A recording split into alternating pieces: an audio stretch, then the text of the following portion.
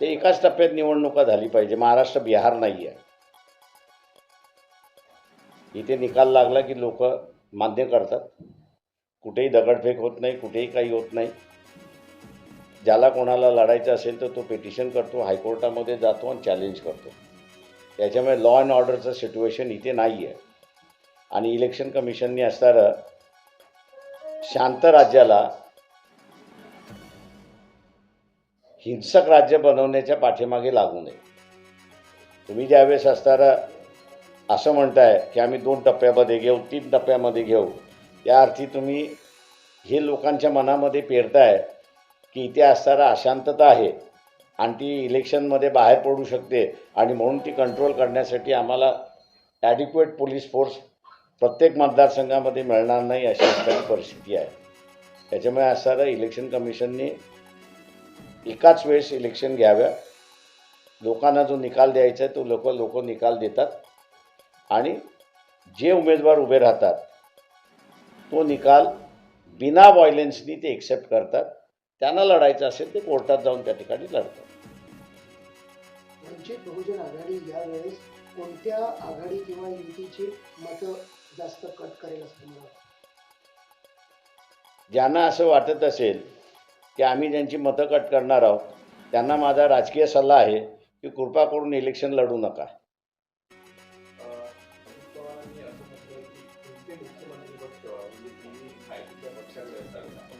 संगीत खुर्ची मुख्यमंत्र्याचं करण्याचं जे चाललेलं आहे ते राजकारण किती गळाला गेलेलं आहे हे आपल्याला असताना दिसतंय. तेव्हा सामान्य माणसाने आणि मतदारांनी एक लक्षात घेतलं पाहिजे की जो इथे करप्शनचा आरोपी आहे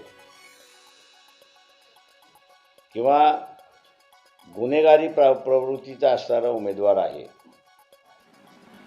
लोकांनीच ठरवलं पाहिजे की ह्यांना आम्ही निवडून देणार नाही.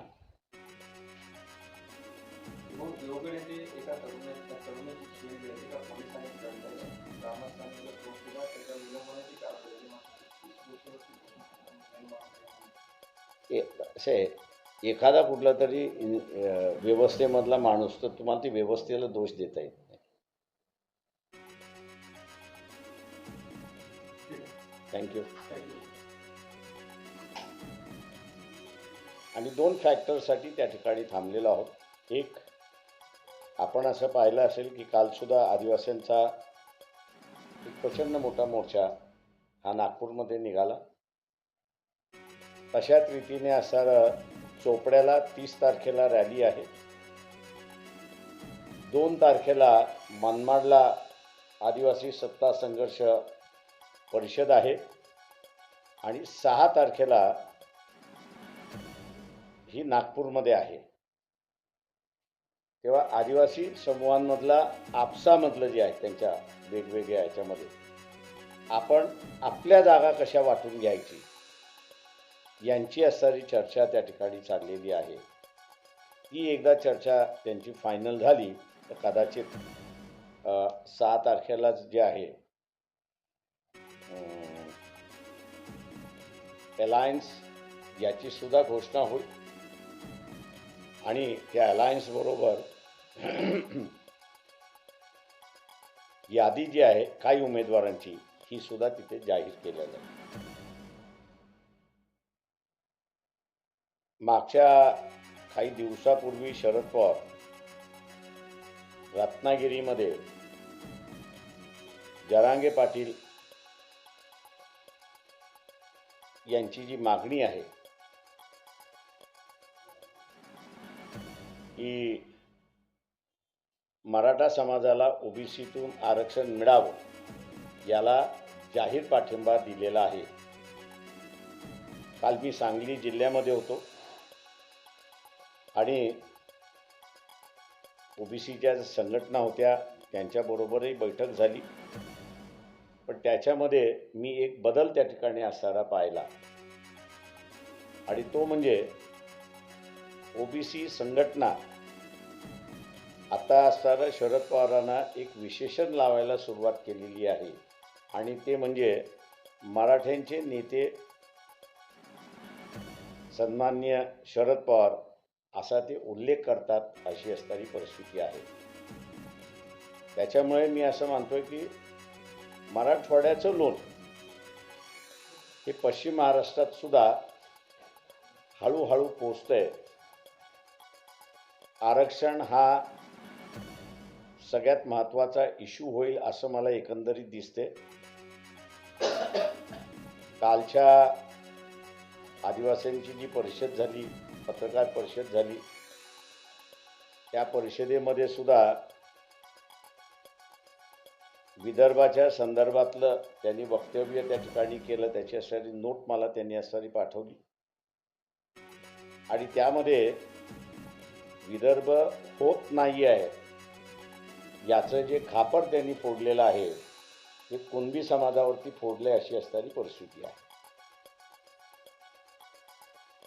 की विदर्भ हा जर वेगळा राज्य झाला असता तर छत्तीसगडमधल्या आदिवासींचा जसं विकास होत चाललेला आहे तसा विकास आमचाही होत चालला असता असं त्यांनी नमूद केलेलं आहे.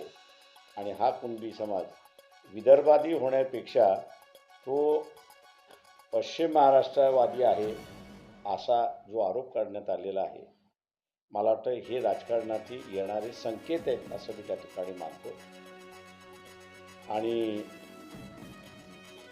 कशा रीतीने हे डेव्हलप होतील याचा आज आपल्याला काही सांगता येत नाही, परंतु जी एकंदरीत वेगवेगळ्या विभागामधला जो बदल आहे तो बदल लक्षात घेऊन मला वाटतं आम्हाला वंचित बहुजन आघाडीला यापुढे वाटचाल करावी लागेल अशी परिस्थिती.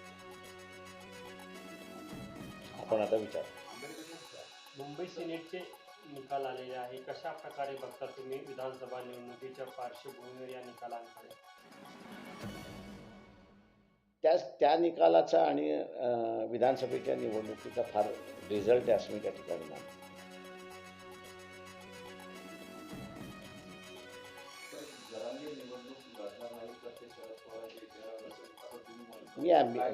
मी सरळ म्हणतोय त्याच्यामध्ये की मागच्या लोकसभेमध्ये मी निवडणूक लढवणार असं त्यांनी जाहीर केलं. आताही त्यांनी असं जाहीर केलं की विधानसभेमध्ये आम्ही लढणार. अर्ज मागवले, अनेक असणाऱ्या गरीब मराठ्यांनी अर्ज केलेले आहेत. उलट नाशिक जिल्ह्यामधलं माझ्याकडे अधिकृत माहिती आहे म्हणून त्या दिवशी मी होतो म्हणून की तिथले जेवढे 150 उमेदवारांनी अर्ज केले त्या 150 उमेदवारांनी जरांगे पाटील यांना असताना सांगितलं की तुम्ही उमेदवार द्या, आमच्यापैकी एकही बंडखोरी करणार नाही. आम्ही जो इलेक्शन फंड जमा केलेला आहे तो इलेक्शन फंड तुम्ही जो उमेदवार करणार त्याला आम्ही सुपूर्द करणार आणि त्याचा आम्ही प्रचार करणार. कार्यकर्त्याची मानसिकता झालेली आहे. आणि जरांगे पाटील उद्या जर इलेक्शन लढणार नसतील तर आता कॉमन मॅनचा जो संबंध आहे, सर्वसामान्य माणसाचा जो आहे की यांना असणारा शरद पवार चालवतात आहेत आणि शरद पवाराच्या इशाऱ्यावरती हे चालतात आहेत, तो स्टॅम्प पक्का होऊन जाईल. एवढंच फक्त मी त्या ठिकाणी म्हणालो होतो.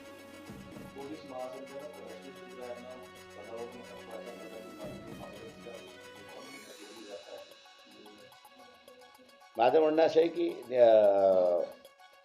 पहिल्यांदा शासनाने सांगितलं पाहिजे की त्यांनी असणारं इलिगल टॅपिंग केलं की न केलं. आणि इलिगल टॅपिंग केलं असेल तर तुम्ही त्याच्यावरती काय कारवाई. त्याच्यामुळे असं इलिगल टॅपिंगमध्ये त्या दोषी असतील तर त्यांना पदावरनं काढलं पाहिजे, ही सर्वांचीच मागणी राहणार.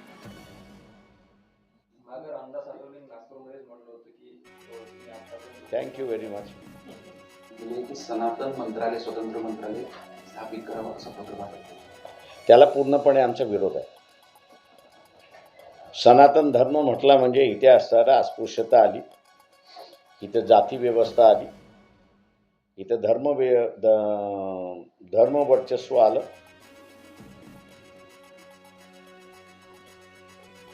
आणि त्याला पूर्णपणे आमचा असणारा विरोध होणार आहे.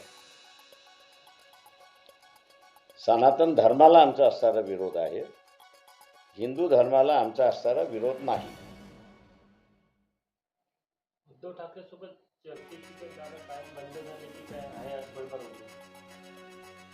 आम्ही असताना आम्ही कोणाबरोबर जाणार हे आम्ही सांगितलेलं आहे की आम्ही आता आदिवासी जो आहे त्याचा असता त्यांनी संघटन होते त्यांच्याबरोबर वंचित बहुजन आघाडी जाते.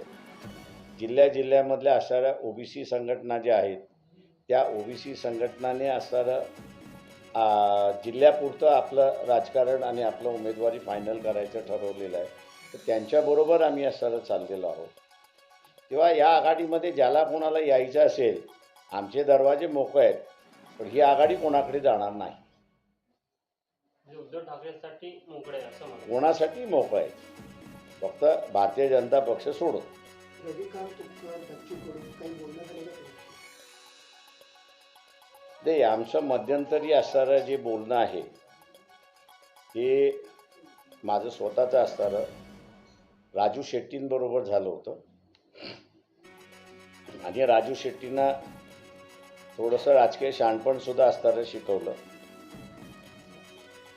तुम्ही आता आम्ही जे एवढी वर्ष टिकलो त्याचं कारण असं आहे की आम्ही निवडून जरी आलो नाही तरी आमच्याकडे मतदान हे होतं, प्रत्येक मतदारसंघामधलं मतदान होतं. आणि हे मतदान आम्ही ज्याच्या कोणाच्या झोलीमध्ये टाकलं की त्याचं पारडं जड होत होतं. आणि म्हणून आम्ही असणारं या राजकारणामध्ये रेलेव्हन्स राहिलेलो आहोत.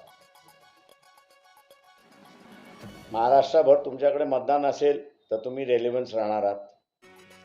महाराष्ट्रभर तुमच्याकडे मतदान नसेल तर तुम्ही रेलेव्हन्स राहणार नाही. तुम्ही आमदार झालात तर रेलेव्हन्स होणार आहे. ज्या आघाडीबरोबर त्यांनी आम्हाला बसायला सांगितलं त्या आघाडीचा म्हटलं तुम्हाला शिरोळा मतदारसंघामध्ये फायदा होणार आहे का त्याचं सांगा. होणार असेल तर तुम्ही ठरवा.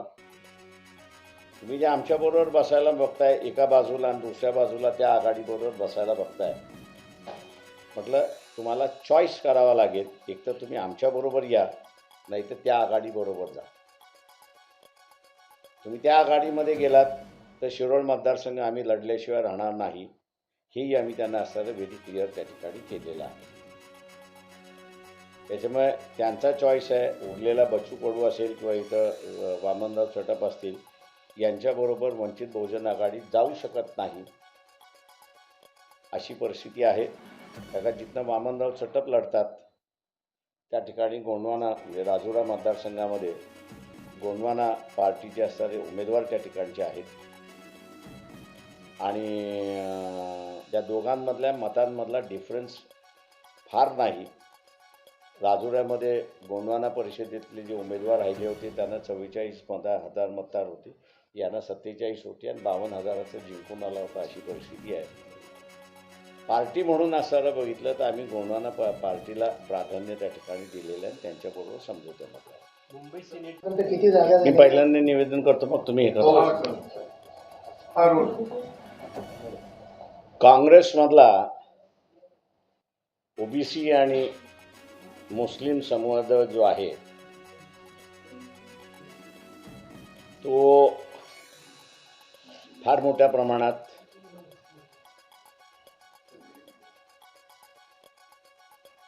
संबंध ठेवू नये असं मी त्या ठिकाणी मानतोय.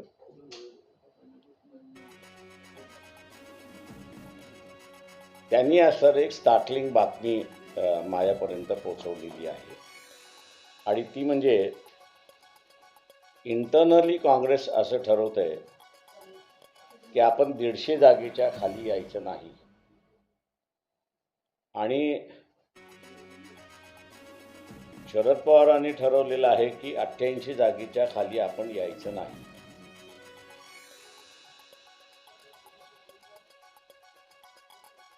या दोघांचंही आपण असं टोटल केली तर 244 होतात अशी परिस्थिती आहे.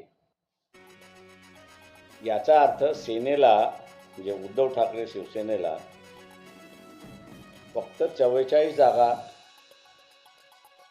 सोडायला तयार आहेत अशी असणारी परिस्थिती आहे.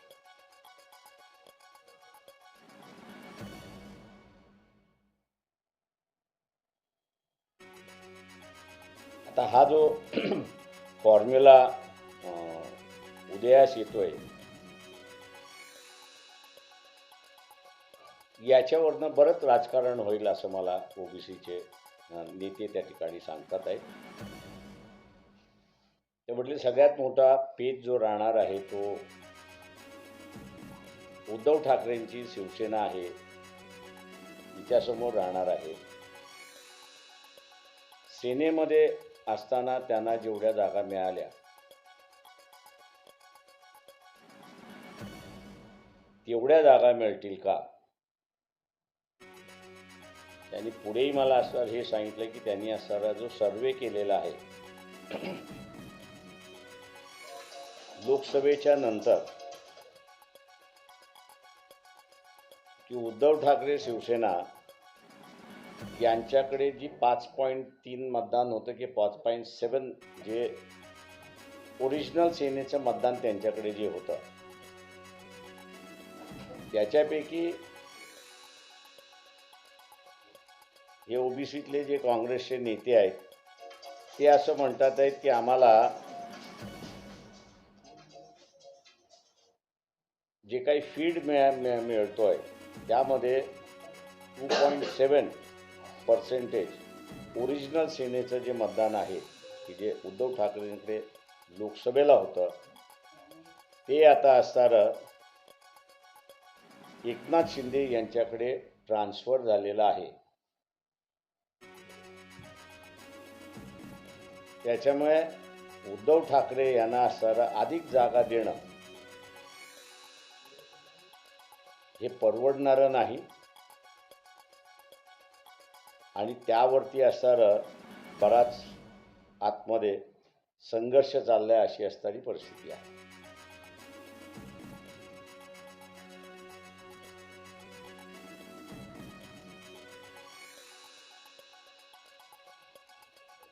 येणाऱ्या दिवसामध्ये काय होतंय अशी असणारी परिस्थिती आहे. दुसरं, वंचित बहुजन आघाडीने पहिली यादी आपली जाहीर केली. उमेदवार कुठे कुठे उभे करायचे यांचं जे मॅपिंग ज्याला आपण म्हणतो ते मॅपिंग आमचं झालेलं आहे. उमेदवारही तिथले फायनल झालेले आहेत.